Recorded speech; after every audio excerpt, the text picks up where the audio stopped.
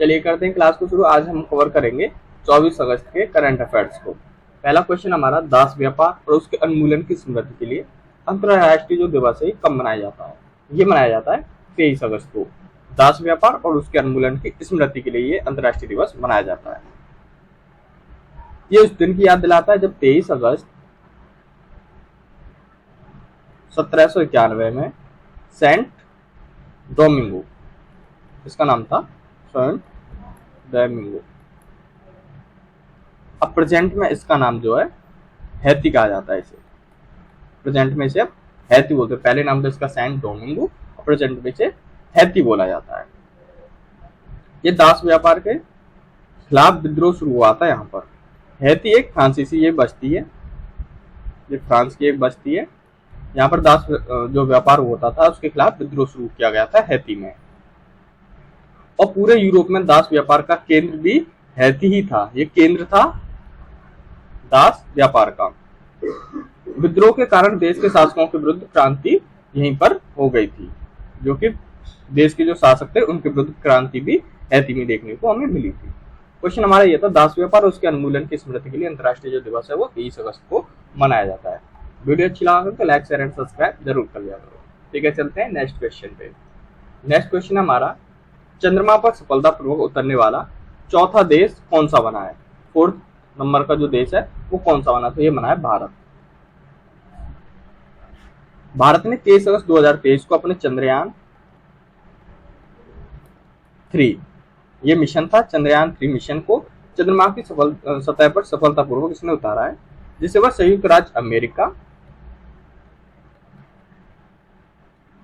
रूस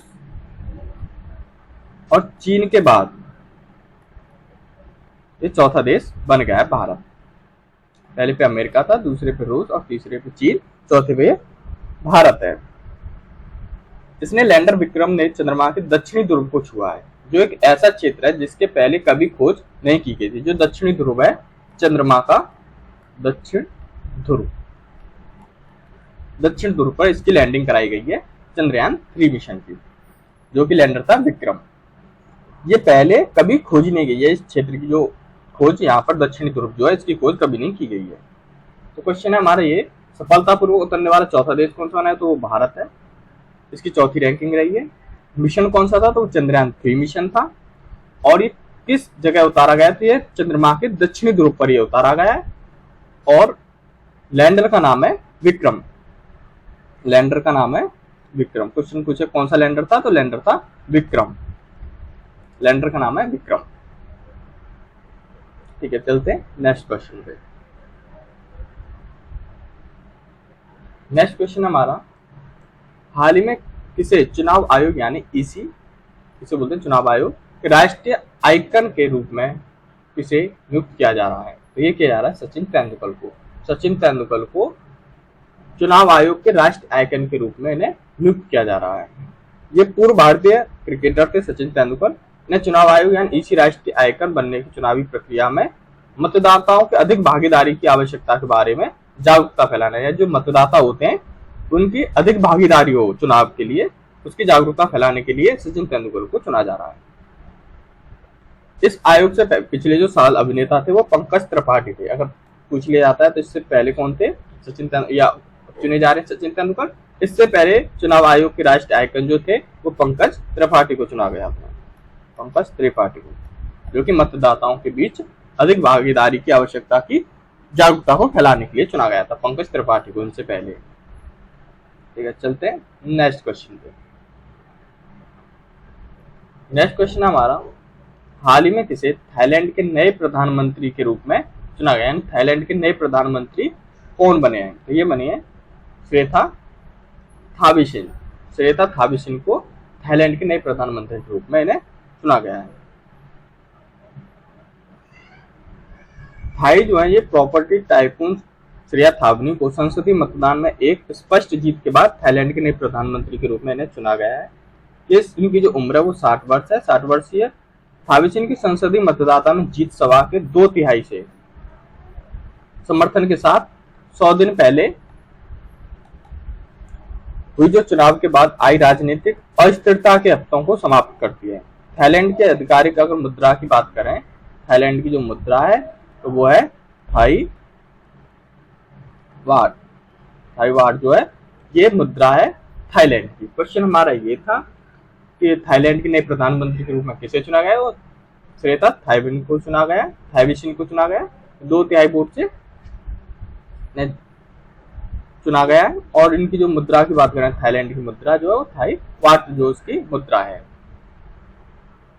अब चलते हैं नेक्स्ट क्वेश्चन पे। नेक्स्ट क्वेश्चन हमारा, हाल ही में किस बैंक ने ऑल इन वन यानी IRIS मोबाइल ऐप लॉन्च किया है? किस बैंक की ओर से all in one mobile app launch किया गया है? तो ये किया गया है यस बैंक की ओर से। यस बैंक ने ये ऑनलाइन एप्लीकेशन जो है वो लॉन्च किया है। भारत के डिजिटल बैंकिंग परिदृश्य में एक महत्वपूर्ण कदम उठाते हुए यस बैंक द्वारा ये IRIS पेश किया गया है। ये एक बटन के दबाने से 100 से अधिक जो सुविधाएं और सेवाओं के साथ यस बैंक द्वारा आइरिस डिजिटल बैंकिंग में एक बड़ी छलांग की प्रतिनिधित्व ये करता है। All in one IRIS mobile है। अब बात करें इसके निदेशक और CEO के बारे में, यस बैंक के CEO के बारे में और निदेशक के बारे में, तो ये हैं प्रेजेंट में श्री प्रशांत कुमार। श्री प्रशांत कुमार जो हैं ये यस बैंक के प्रेजेंट में CEO या निदेशक हैं। ठीक है, चलते हैं नेक्स्ट क्वेश्चन पे। नेक्स्ट क्वेश्चन हमारा, नेशनल ग्रीन ट्रिब्यूनल यानी NGT का अध्यक्ष किसे चुना गया है? तो ये चुना गया है जस्टिस प्रकाश श्रीवास्तव को। जस्टिस प्रकाश श्रीवास्तव को नेशनल ग्रीन ट्रिब्यूनल यानी NGT का अध्यक्ष नियुक्त किया गया है। पूर्व के जो चेयरपर्सन थे वो जस्टिस AK गोयल थे। पूर्व के जो चेयरमैन थे वो थे जस्टिस AK गोयल।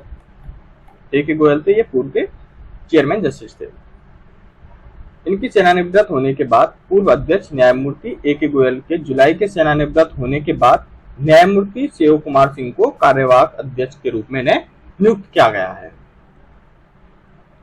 क्वेश्चन हमारा ये था, नेशनल ग्रीन ट्रिब्यूनल यानी NGT के अध्यक्ष के रूप में किसे नियुक्त किया गया? तो जस्टिस प्रकाश श्रीवास्तव को चुना गया है। चलते नेक्स्ट क्वेश्चन में। नेक्स्ट क्वेश्चन है हमारा, हाल ही में किस मंत्री ने खेलो इंडिया महिला लीग को अब से अस्मिता महिला लीग के रूप में मान्यता दी जाएगी की घोषणा की है? ये किसने की है? पहले इसका नाम था खेलो इंडिया महिला लीग, अब इसका नाम अस्मिता महिला लीग के रूप में मान्यता दे दी जाएगी। इसकी घोषणा जो की है वो अनुराग सिंह ठाकुर ने की है। अब इसे अस्मिता महिला लीग के नाम से बोला जाएगा। पहले इसे बोलते थे खेलो इंडिया महिला लीग, अब इसे अस्मिता महिला लीग के नाम से बोला, जो कि अनुराग सिंह ठाकुर ने घोषणा की है। केंद्रीय युवा मामले और खेल मंत्री यानी अनुराग सिंह ठाकुर ने यह घोषणा की है कि प्रतिष्ठित जो खेल है इंडिया महिला लीग को अब से अस्मिता महिला लीग के रूप में मान्यता दी जाएगी। ये नया नाम अस्मिता महिला लीग का एक गहरा अर्थ रखता है। अस्मिता का अर्थ होता है अस्मिता का अर्थ है अचीविंग स्पोर्ट्स माइलस्टोन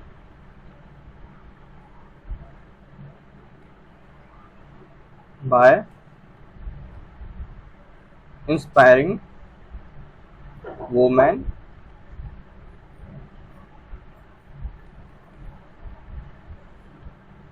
थ्रू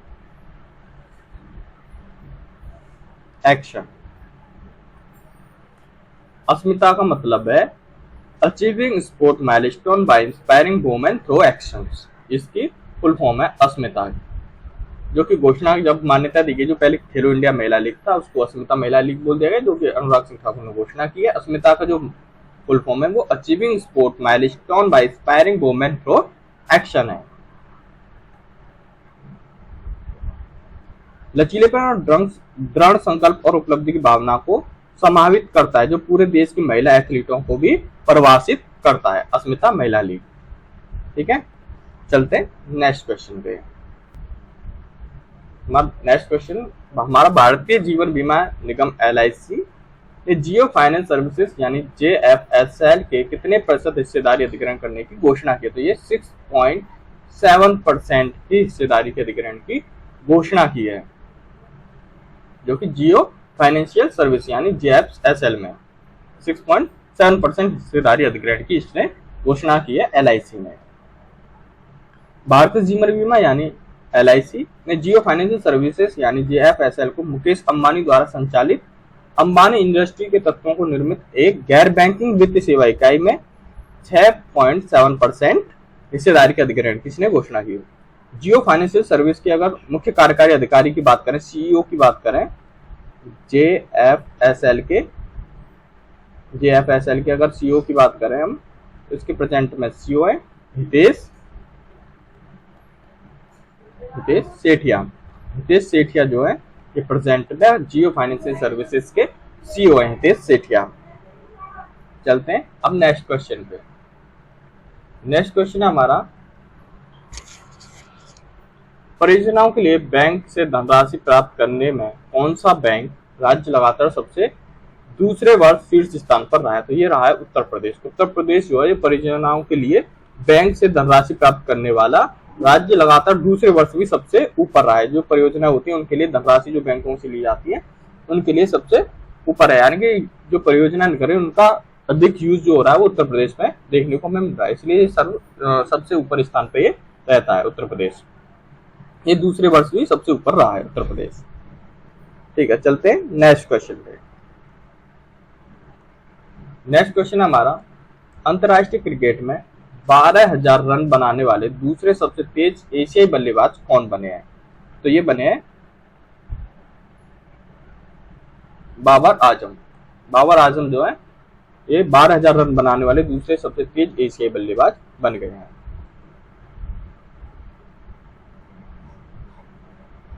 चलते हैं नेक्स्ट क्वेश्चन पे। नेक्स्ट क्वेश्चन हमारा, किस राज्य या केंद्र शासित प्रदेश ने नशीली दवाएं जो है उनके खतरे पर नकेल कसने के लिए ऑपरेशन कवच शुरू किया है? ये किसने किया, यानी किस राज्य सरकार ने किया? तो ये नई दिल्ली में सभी मोर्चों पर खतरे से निपटने के लिए पिछले महीने यानी मई 2023 में नशीले पदार्थों की तस्करी और वितरण में शामिल व्यक्तियों की पहचान करने और उन्हें पकड़ने पर ध्यान केंद्रित करने के लिए पूरी दिल्ली में एक संयुक्त और व्यापक अभियान ऑपरेशन कवच की इन्होंने शुरुआत की है, जो कि है दिल्ली गवर्नमेंट ने। ये जो ऑपरेशन कवच है ये नशीली जो दवाएं उनके खतरे पे रोकने के लिए ऑपरेशन कवच चलाया गया है, जो कि नई दिल्ली सरकार की ओर से चलाया गया है। चलते हैं नेक्स्ट क्वेश्चन पे। नेक्स्ट क्वेश्चन हमारा, कौन सा देश विश्व का सबसे बड़ा नार्को स्टेट बन गया है? तो ये बना है सीरिया। सीरिया जो है ये विश्व का सबसे बड़ा नार्को स्टेट बन गया है। अब बात करें नार्को स्टेट का मतलब क्या है, तो नार्को स्टेट का मतलब उस देश से होता है जो अपनी इकोनॉमी यानी अर्थव्यवस्था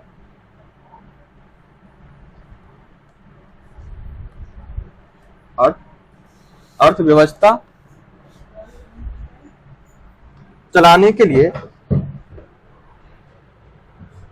नशे से निर्यात पर निर्भर है।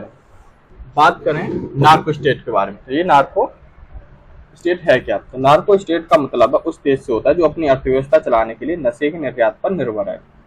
इसकी अर्थव्यवस्था ही नशे से चलती है और सीरिया खासतौर पर एम्फेटामिन जैसे टैबलेट का एक्सपोर्ट करता है।